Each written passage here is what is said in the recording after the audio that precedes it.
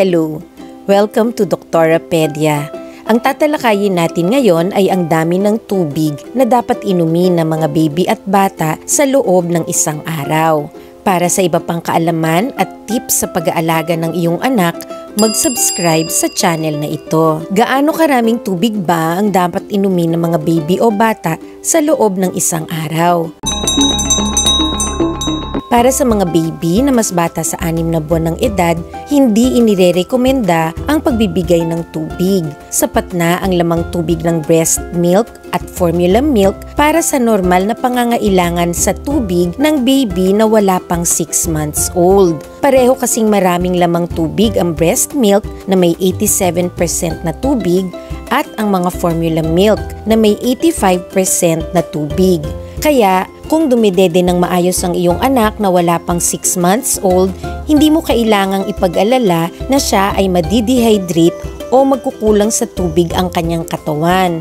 Kung kinakailangan silang bigyan ng dagdag na likido, gaya halimbawa sa mga araw na sobrang init o kapag sila ay may ubo o sipon o kaya ay may lagnat, ang mga baby na wala pang 6 months old ay pwedeng padedehin ng mas matagal at mas madalas para sa dagdag na likido. Pero, hindi pa rin sila kinakailangang bigyan ng tubig. Ang mga baby ay maaari lang simulang bigyan ng tubig pagsapit nila ng 6 na buwan kapag sinimula na silang bigyan ng pagkain bukod sa gatas. Pero, dapat mong tandaan na para sa mga baby mula 6 months hanggang 1 year old, mas importante pa rin ang gatas kaysa sa tubig. Kaya, ang karamihan ng likidong kanilang tinatanggap ay dapat breast milk pa rin o formula milk pa rin. Bago tayo magpatuloy, paalala na ang video na ito ay para sa dagdag kaalaman lamang. Hindi ito naglalayong pumalit sa pagkonsulta, pag-examine, pag-diagnose at paggamot ng isang doktor. Magkonsulta sa inyong doktor tungkol sa kalagayan ng inyong anak.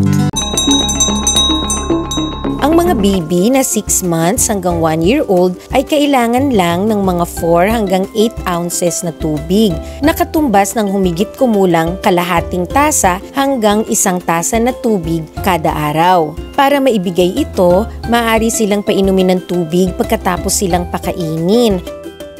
Gamit ang ordinaryong tasa o sippy cup o yung tasang pang baby o tasang may straw. Ito ay makakatulong para ma-develop ang kanilang kakayahang uminom sa baso at para maging pamilyar sila sa tubig. Huwag mo silang bibigyan ng ibang inumin maliban sa gatas at tubig. Pagsapit ng bata ng 1 taong gulang hanggang sa siya ay 3 taong gulang, kailangan na niya ng humigit kumulang 4 na tasa o 1 litrong inumin. Magkasama na dito ang tubig at gatas. Ang dami ng tubig na kailangan ng katawan ng bata ay dumadami habang siya ay tumatanda. Para maengganyo mong uminom ng tubig ang iyong anak, gumamit ka ng tasa o basong may kulay o kaya ay cartoon character na paborito niya. Kung makakaisip ka pa ng mga paraan para maging masaya ang pag-inom ng tubig, mas malamang na mag-e-enjoy ang iyong anak na uminom ng tubig.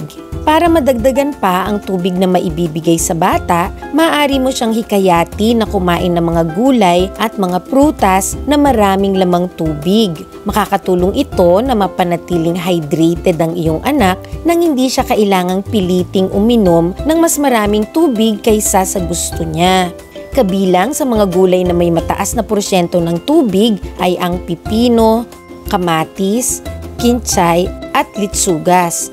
Samantalang ang mga prutas na may mataas na porsyento ng tubig ay ang mga pakwan, melon, strawberry, pinya, ponkan, dalandan, singkamas. Ang mga gulay at prutas na ito ay maaari ring ibigay kahit sa matatandang bata para makatulong na madagdagan ng tubig sa kanilang katawan. Ang mga 4 hanggang 8 taong gulang na bata ay nangangailangan ng mga 5 tasang inumin kada araw. Habang ang mga mas matanda pang bata ay kailangan ng 7 hanggang 8 tasa o 2 litrong inumin kada araw.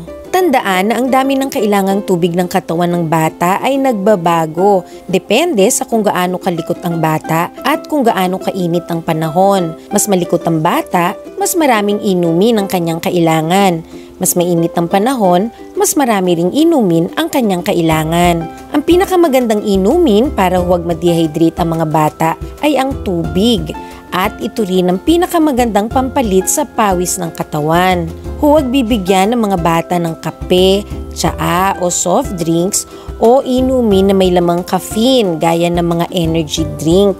Hindi rin dapat gamitin kapalit ng pag-inom ng tubig ang pag-inom ng mga nabibiling inumin na mayroong electrolytes. Ang mga inuming may electrolytes ay kailangan lamang sa mga partikular na pagkakataon. Gaya halimbawa kapag ang bata ay sumailalim sa matinding physical activity, gaya ng pagbabike o pagtakbo ng tuloy-tuloy ng mahigit 1 oras sa ilalim ng araw. O kaya siya ay isang atletang kasali sa mga nakakapagod na sports sa ilalim ng araw, gaya ng soccer. Pero sa mga pangkaraniwang paglalaro at aktibidad ng mga bata, sapat na ang madalas na pag-inom ng tubig. Mangangailangan din ng mas maraming tubig kaysa sa karaniwan ang baby o bata kapag siya ay may sakit, gaya kapag siya ay may lagnat, kapag siya ay may ubo, at kapag siya ay nagtatae. Kaya sa mga pagkakataong ito, dapat ay bigyan mo ng mas maraming tubig at likido ang iyong anak kaysa sa mga tinalakay nating dami kanina. Para sa mga likidong angkop sa mga baby at batang nagtatae, panoorin mo ang naunang video tungkol sa tamang pag-aalaga sa mga baby o batang nagtatae.